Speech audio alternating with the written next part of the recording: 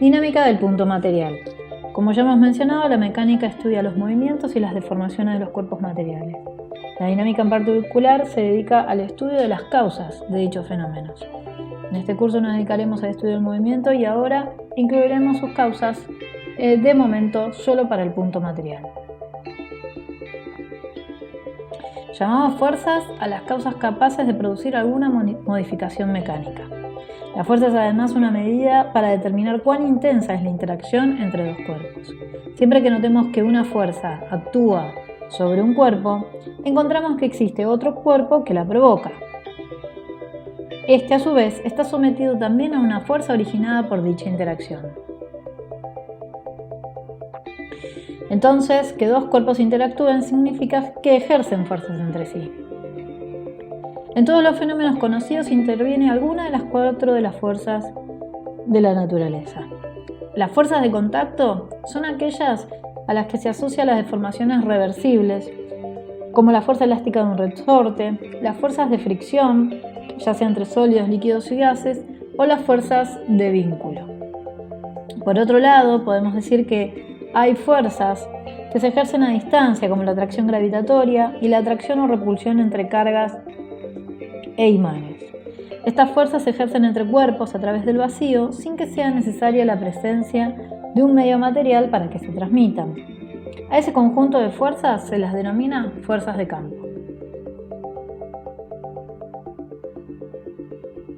El efecto mecánico que produce una fuerza no depende solo de su intensidad, sino además de su punto de aplicación, de su dirección y de su sentido.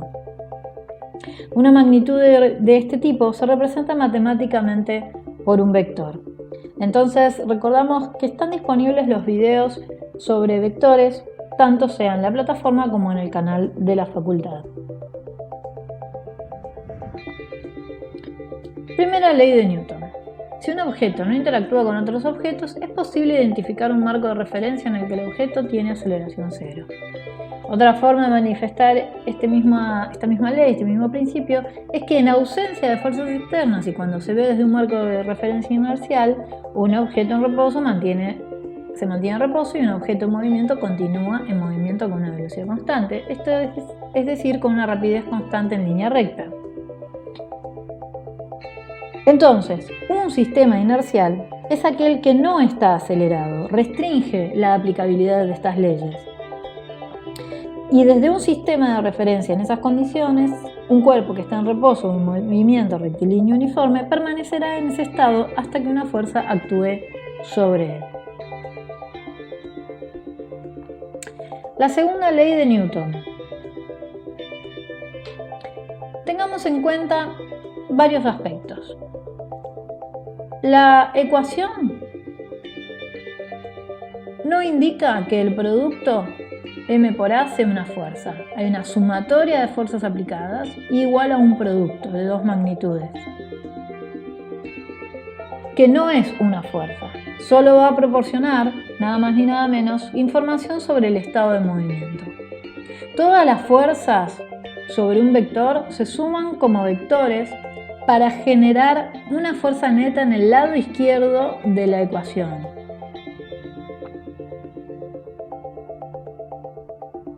Y que será igual al producto de la masa del sistema o del cuerpo que estemos estudiando por la aceleración que resulta en movimiento.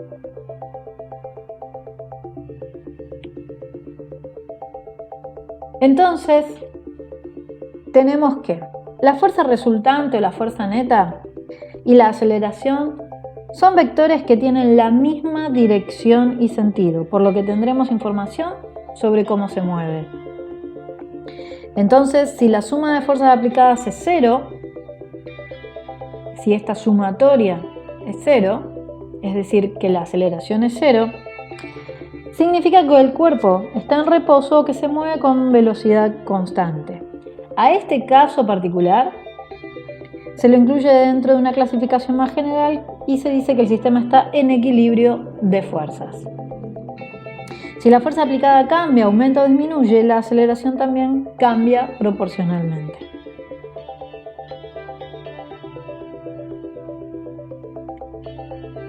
Como ya se mencionó, si un cuerpo es acelerado, puede modificar su velocidad, ya sea módulo, dirección y sentido. Si se aplica la misma fuerza a dos cuerpos, uno de gran masa y otro de masa reducida, el primero adquirirá una pequeña aceleración y el segundo una aceleración grande. Cuando se ve desde un marco de referencia inercial, la aceleración de un objeto es directamente proporcional a la fuerza que actúa sobre él e inversamente proporcional a la masa. Entonces, podemos entender a la masa como la propiedad del objeto que da información acerca de la resistencia que muestra ese objeto para ser acelerado y, en definitiva, modificar o no su estado de movimiento. Tercera ley de Newton. Nótese que tenemos una imagen, un martillo y un clavo, y dos vectores indicando la interacción entre ellos. Si dos objetos interactúan, la fuerza F1,2 que ejerce el objeto 1 sobre el objeto 2 es igual en módulo o magnitud y opuesta, de ahí el signo, en dirección a la fuerza 2,1 que ejerce el objeto 2 sobre el objeto 1. Las fuerzas F1,2 y F2,1 constituyen un par de interacción. Son fuerzas aplicadas a objetos diferentes, es decir, el objeto martillo y el objeto clavo. En la imagen, una de ellas corresponderá a la fuerza del martillo aplicada al clavo hacia la derecha, y la otra fuerza corresponde a la ejercida por el clavo aplicada al martillo. La igualdad no es una ecuación donde se aplica la segunda ley de Newton como vimos antes, solo representa la igualdad algebraica entre dos vectores fuerza aplicados a objetos diferentes. Esto es conocido también como la ley de interacción. Diagrama de cuerpo libre. Cuando analizamos y queremos aplicar las leyes de Newton, en particular para esta sección donde nos centramos en el punto material, debemos plantear un diagrama que evite las características del cuerpo en sí y las podemos definir por un punto. Ese punto será el diagrama de cuerpo libre. En ese diagrama tenemos que tener un bosquejo de manera que nos permita establecer solo las fuerzas que están aplicadas a cada objeto y se hacen por separado. Analicemos esta situación. Una lámpara colgada en equilibrio de fuerzas significa que su sumatoria de fuerzas aplicadas a cada uno de los objetos debe cumplir con la condición de que su sumatoria es cero. Para analizar esto debemos aislar los cuerpos, la lámpara y la cadena, por ejemplo, para restringir nuestro universo para analizar. Vemos que hay fuerzas aplicadas en cada uno de los objetos. Y lo primero que debemos hacer es perder el objeto en sí, las características de este objeto, y representarlo con un punto. Este sería el diagrama de cuerpo libre de la lámpara. Luego le asignaremos un sistema de referencia. Los ejes coordenados son muy útiles y estamos bastante habituados y familiarizados con este sistema que ya nos provee de un sistema de signos. Dibujaremos en este esquema entonces los vectores que están representados en este esquema inicial. Una vez que tenemos los vectores dentro del sistema de ejes cartesianos, adoptando ya un sistema de referencia, recién ahí podemos plantear la sumatoria de fuerzas. La sumatoria de fuerzas es decir, los vectores sumados como tal. Sumar vectores no es sumar números cualesquiera. En este caso, una vez que ya sabemos la dirección y el sentido de estos vectores, podemos plantear entonces que esta sumatoria sí se resuelve adoptando los signos que nos da los ejes cartesianos. Como esta condición de equilibrio, es decir, que está en reposo, es cero, ya podemos resolver esta parte. De forma similar ocurrirá con la cadena. Aparecerá el diagrama de cuerpo libre, un punto, el sistema de ejes coordenados y las fuerzas aplicadas al objeto. Luego, en función de este esquema, planteamos la sumatoria de fuerzas. Primero de forma vectorial luego ya asignándole signos a cada una de estas cantidades. ¿Qué pasa si no hay equilibrio de fuerzas? La sumatoria, entonces, es distinta de cero, es decir, que aparecerá el producto masa del cuerpo por la aceleración, porque la aceleración ya no es cero. En este caso tenemos un esquema que nos da información sobre un posible enunciado. Este muchacho intenta mover esta caja. Sabemos que está sin equilibrio de fuerzas y que esto se está moviendo hacia la derecha. Nos quedaremos solo con la caja. Y entonces estas son las fuerzas aplicadas. La fuerza gravitatoria o peso, la normal, que surge de la interacción del cuerpo con la superficie de apoyo, y la tensión de la cuerda que ejerce el muchacho. Vamos a restringir el análisis solo a la caja. No nos va a importar qué es lo que le pasa a este actor. El diagrama de cuerpo libre, como dijimos entonces, empieza por un punto. La caja la tenemos representada en un punto. Los ejes coordenados, con un sistema de referencia incluido. Los vectores fuerza aplicados en esta dirección, fuerza gravitatoria y normal, y los vectores fuerza aplicados en el eje horizontal, en el eje X. En este caso, solo la tensión. No tenemos información de que pase algo distinto. Una vez que tenemos esto, notamos que tenemos dos direcciones. Por eso necesitaremos plantear las fuerzas en cada dirección. Entonces en X tendremos que la sumatoria de fuerzas es la masa del objeto por la aceleración, sabemos que se mueve en esa dirección. Luego planteamos vectorialmente los vectores, que son solo el vector tensión. Recuerden que este producto no es una fuerza, sino que surge de la interacción con el cuerpo. Luego, ya en nuestro sistema de referencia trabajaremos con el módulo de la tensión y podremos analizar esta ecuación. Para el eje Y, la sumatoria de fuerzas es cero. Sabemos que esto no se mueve ni para arriba ni para abajo, entonces no hay aceleración en esta dirección. Entonces planteamos vectorialmente los vectores y luego aplicando el sistema de referencia a los módulos de ellos y se resuelve. En un plano inclinado, la diferencia sería, por ejemplo, este objeto, tenemos el plano inclinado, el ángulo que se está representando siempre a través del ángulo del plano de referencia respecto de la inclinación del plano y no otro. Y se le va a adosar un sistema de referencia, XY. Por trigonometría sencilla de un triángulo rectángulo obtenemos que este es el mismo ángulo θ. Y las fuerzas aplicadas en realidad son solo dos, el peso del auto y la normal. Pero estos dos vectorcitos que están aquí representan la componente en X del peso y la componente del peso en Y. Es decir, al adoptar este sistema de referencia en dirección al movimiento, resulta que debemos descomponer este vector para que queden puestas en evidencia las fuerzas que tenemos en esas direcciones. Se plantea la sumatoria de fuerzas que va a ser igual a m por a, porque sabemos que este objeto se mueve y se mueve en esta dirección, hacia la parte inferior del plano inclinado.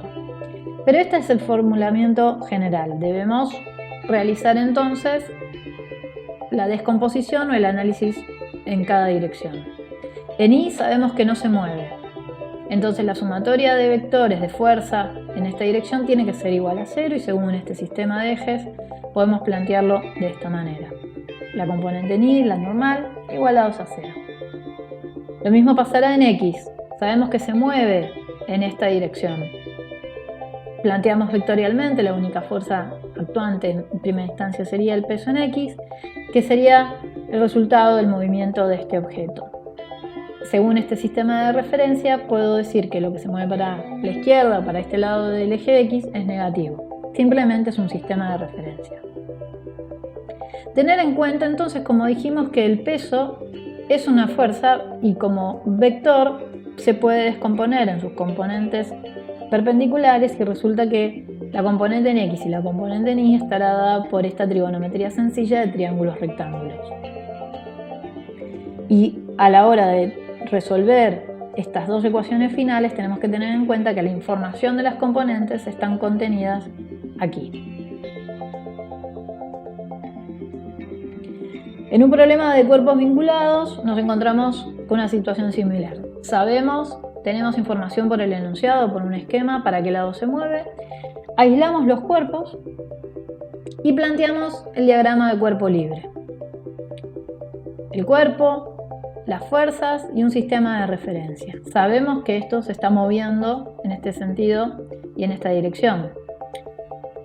Y para este lado de la situación, ya del cuerpo que está apoyado sobre el plano, tendremos una situación similar a la anterior, la del plano inclinado, ya con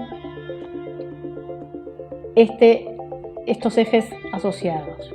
Para cada caso entonces tendremos las ecuaciones. Aquí solo es necesario plantear en esta dirección y aquí será necesario hacer la distinción entre las dos direcciones. Notar que en esta dirección en Y, esta Y', el cuerpo no tiene movimiento, por eso la igualación es a 0, y aquí sí hay movimiento y entonces aparece la aceleración. Aparece la aceleración en esta dirección y aparece la aceleración en esta dirección. Esta es la aceleración del sistema. Tanto aquí como aquí los dos cuerpos se mueven con la misma aceleración.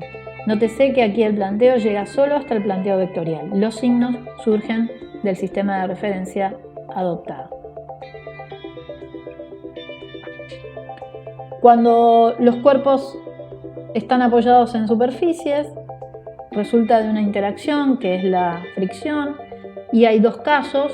Un caso límite, que es cuando el cuerpo está en reposo, es decir, que ese cuerpo no se mueve, entonces aparece una fuerza de rozamiento e interacción con la superficie de apoyo, que vamos a llamar fuerza de fricción estática o fuerza de rozamiento estática, y que siempre es menor o igual al producto de un coeficiente que nos da información sobre los materiales que están interactuando, coeficiente de fricción estática, y el módulo de la fuerza normal, como indican aquí estas imágenes.